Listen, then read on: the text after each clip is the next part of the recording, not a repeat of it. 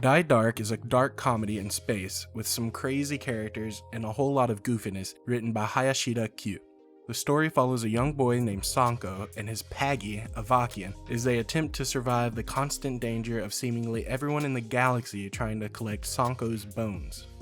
Everyone wants his bones because they grant the owner any one wish due to a curse that was placed upon him. Sanko and Avakian's goal is to hunt down whoever put the curse on Sanko in order to kill them and hopefully break the curse. This manga is freaking wild, and it's straight up my alley. I haven't seen it yet, but a lot of people say this is like Dorohedoro in space, which makes me really want to check that out as well. I love works of art like this where it just seems like a stream of consciousness straight out of the mangaka's head. There doesn't seem to be any filter or self-doubt, it's just raw creativity put to paper. This first volume gives me Adult Swim vibes for whatever reason. It made me think of some Western series like Metalocalypse and Space Ghost Coast to Coast. Even though that might just be my weird brain, the goofiness and weird humor it hits me with nostalgia for that time period of shows. It's probably an obvious comparison, but the duo of the positive and innocent seeming Sanko and the caretaker of Avakian draws a comparison to Adventure Time's Finn and Jake for me. All that being said though, Die Dark feels like a unique combination of these things with plenty of its own style and story. The first chapter starts with our protag's nearly dead body drifting through space and colliding with the ship of space pirates. Sanko's body is brought onto the ship, where the three-headed pirate captain takes an interest in Sanko's sick Paggy, which I think is just a cool word for backpack. I could be wrong. We later see the Paggy transform into a skull-headed being named Avakian who ends up saving Sanko. Sanko and Avakian are able to escape a lot of their precarious situations through pretty hilarious accidents, like Sanko accidentally setting pretty much the entire crew on fire just from running around like an idiot.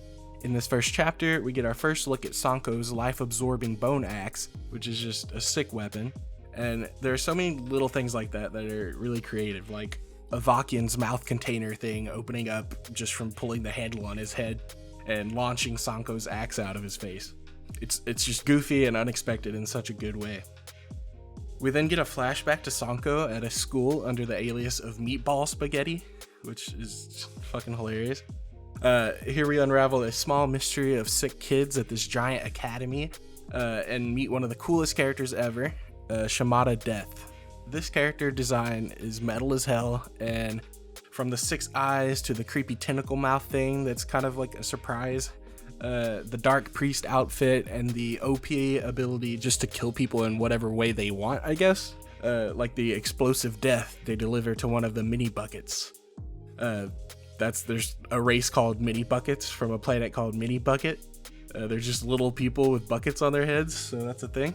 Here we realize that Shimada is the first being Sanko has ever met that hasn't tried to kill him, due to Shimada having, quote, nothing else to wish for, which leads Sanko to immediately forming a connection with Shimada. We then go back to current time, where our duo travels through a black hole to a planet with no light called Dark Nest.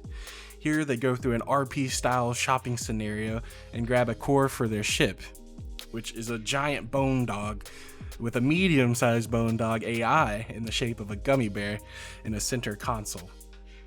Their main interaction though is through an adorable mini puppy bot connected to the main console through a tube in its butt, which gets laughs from even the characters in the manga. Sanko decides to show off their ship to Shimada, and this is where I start to sense a bit of jealousy in Avakian, who even when Sanko was a kid kind of questioned his immediate connection to Shimada. We get another cool scene of Shimada destroying a ship worth of light agents or something who are out to end Shimada Death's scourge on the universe. And that's pretty much where we leave off with volume 1. This first volume has really hooked me like immediately. I'm already at a point where I could watch Sanko and Avakian do pretty much anything, and I'm excited to see what kind of antics they get up to. There's nothing like too deep yet about the story, nothing really to analyze so far that I've seen. It's just here for the fun, you know? It just seems like it's going to be a really fun time without trying too hard. It knows what it is, and it sets up the possibility for so many goofy and hilarious situations. It's a really nice mix of a carefree story so far and a dark setting.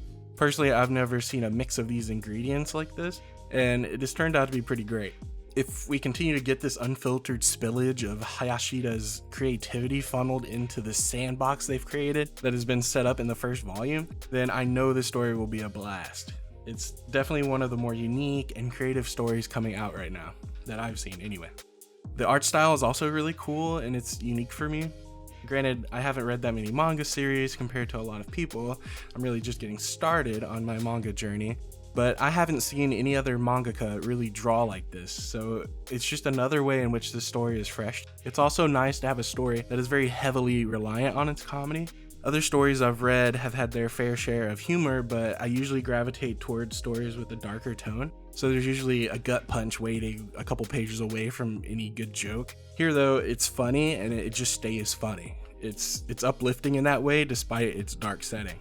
I've already got the first 4 volumes, which I think is all that's available in print so far. I'm gonna keep reading and I'll put up a review of volume 2 when I get done. As always, thanks for watching and I hope you enjoyed the video.